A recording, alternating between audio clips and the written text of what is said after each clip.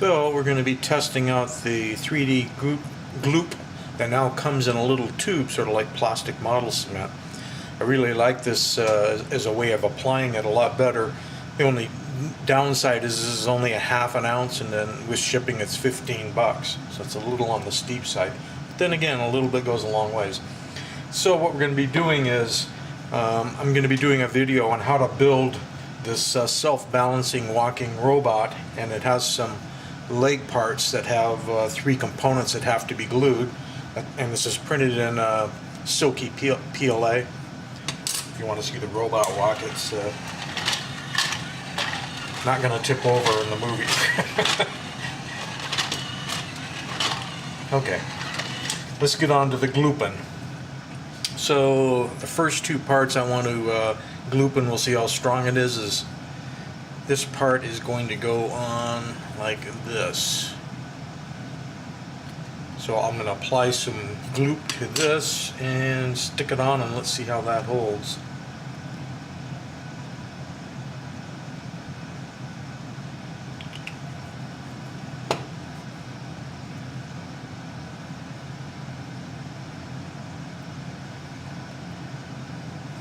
Okay, and while that's setting, we'll put on the next part. There's going to be this cover piece that snaps over here, and I could just leave it snapped on, but why not glue it? That's what we're doing right now.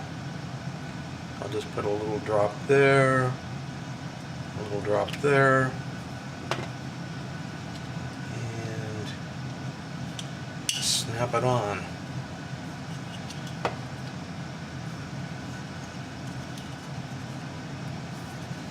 So far so good.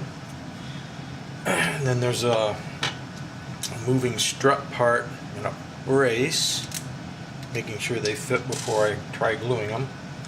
It slips down inside the leg.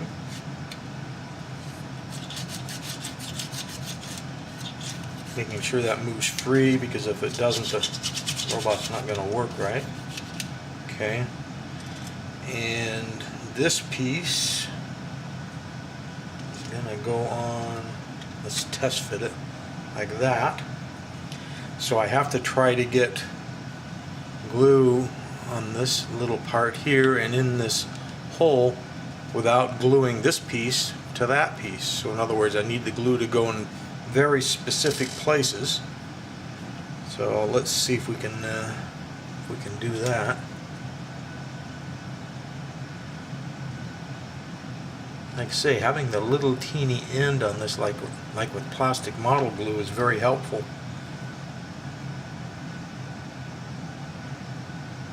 We'll see how helpful in just a second. Because either I'll end up gluing everything together or it'll work. Okay, it's on there.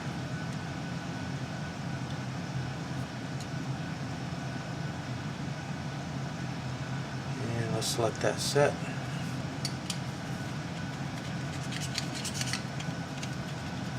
So the parts seem to be stuck on well.